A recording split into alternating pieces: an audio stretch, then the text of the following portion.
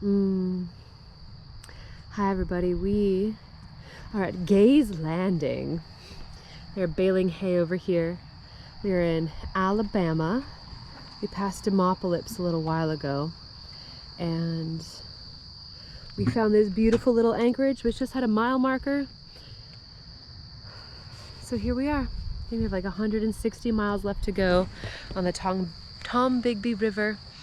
And we are on our sailboat Uptown Girl, the mast down, motoring along the inland rivers. And it is just incredible tonight. This view is why I want to live on a boat and why I do live on a boat. So I have a cute little video situation for you, which is how to veil in small spaces. You can see that I have the mast up. We have all of the shrouds. I have the port or the hatch. We have where the mast goes. I've got the spinnaker pole. We have fenders. We have rails. So this is essentially a little primer on how to veil in really tight spaces. And this is something that if you are interested in gigging is really important to know how not to catch and trip and hit patrons or glasses or whatnot. And it's really important to know your periphery. So that way if you're doing fire or any kind of costuming, you're just a little more self-aware. If you're not a performer, this helps you with your self-awareness on how your body is moving and where it is, okay? So grab a veil or a flow prop, or if you don't have any of those, grab a wooden spoon. I don't care, just let's dance. Okay, check in the frame here. All right, take a deep breath in. And first I want you to become aware of your surroundings, okay?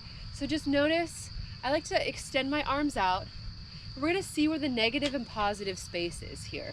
Like there's so much space around, but there is space that I have to avoid that can be hit.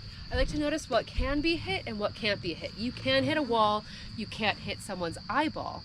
You can't hit a wine glass, but you can hit a floor or a chair leg. You know, so just noticing like what might bounce off, what might destroy something. If you have fire, right, you want to make sure that you have clearance above you. If you have clearance above you, you should work whatever space you've got, okay? So in this case, I am on the boat. We have port side, we have starboard. Because we have so much stuff, we've stacked everything onto our starboard side, so we have a little bit more space port side. I have the space to move and a little bit better footing here. So I'm just going to test this out. I like to notice with my feet where and how I'm moving. And you can see that I'm just starting to swing my arm and my veil. If it's too much to swing the veil, right, just start moving your arms and moving everything about your body out, right? This is where we hold our core nice and tight so we can step easily, right? You almost want to create a mental map in your head of where you can step and how much clearance you have, where things are going to be angled, where you're going to need to step up, where things are slanted. Like nothing is flat here on this boat. And this would be enough space to do a small performance. And honestly, I have performed in places just as tiny as this, so you can too. So here, right now, I'm just gonna use my arm and imagine my veil as an extension of my arm moving out and through into the negative space. I'm actually carving as close as I can to the shrouds that we saw above us here, and I'm using my feet to show myself where I can move. I have a lot of lateral space kind of around my midsection here, and I have a lot of space up and over on the port side of the boat using my right arm. Okay, so facing you, right, I'm able to use my right arm. Facing away, I want to switch to my left. Another reason why you should be able to do everything on both sides.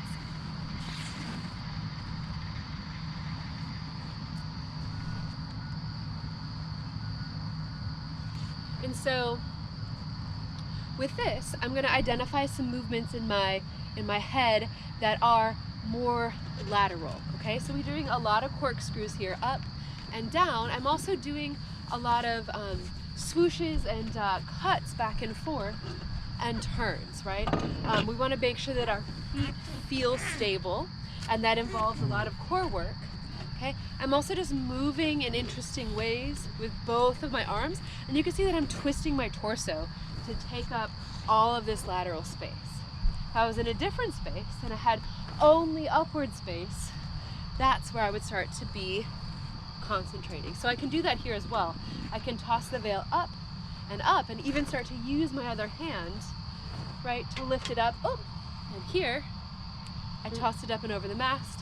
Go with it, right? I'm gonna peel it off the mast, move with it, and use any of this as something that I can hit, right? I can actually drape this across here. I can use this to my advantage and thread the veil through. I could use the mast here and use it to very slightly put my weight on, right? We don't want to put a lot of weight on this, but I can touch it and actually acknowledge the fact that I don't have a lot of space. I can come all the way out here to the lifeline, and I can use the stanchion, like I can use this place to move out and through and start to create that amazing spaciousness into the negative space. And then easiest, I can face the place where I have a lot of space and just move the veil into that. So here, forward weave, side paddle, backward weave, turning the body around, across, body weave. Right, all of those are readily available. I can even step out here on the edge and really find my footing, activate my core, and be super kind of pushing my weight back towards the area where it is stable. And then I can be out on the edges and kind of keep my body moving in. So if I do fall, I don't fall off the boat, I don't fall off the platform, I don't fall off the stage. I'm actually gonna fall back onto the stage, right? So when you're on the edge, you're gonna kind of keep your weight moving towards the center where you have more space, and that's gonna keep you there. And lastly, you're gonna use both hands. You're gonna bring it in. Okay? We're actually gonna hug our prop into us, whether it's fire, whether it's a veil, and I'm gonna use both hands to almost shorten it. I'm gonna bend my elbow and use more of my wrist, no matter where I'm at, which when you have fire, it's gonna be hotter. When you have a costume piece, it's gonna be closer to the body.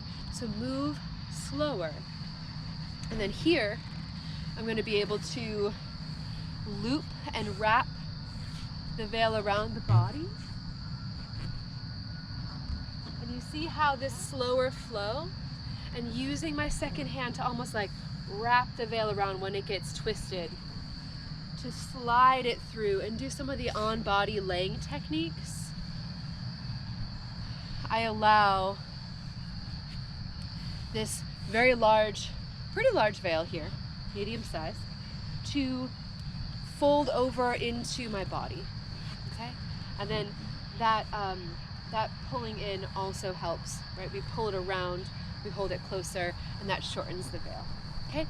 Lastly, you can actually just manually manipulate it, and I'm just gonna grab it up with my other hand and shake it. And so here you can see that I have the weight, and I actually have kind of created a ponytail with the rest of this, and this makes the veil so much smaller. You could even take all of this, I'm gonna take this with my OK grip, grab it, thread my finger underneath, and I'm gonna hold the whole thing in my hand, creating kind of a little pouch, right? And I can hold the whole thing in one hand. I personally like it when it kind of spreads out a little bit farther with the second hand. You get a little more dynamism, but if you need to do a reveal or if you need to handle something, you can put it all in one hand, and then you kind of have this neat shaped prop. So there you go, a little sunset activation for flowing in small spaces. Thanks for watching. Thanks Lane Bones for being here, cheering me on the sidelines. And thanks to the sunset.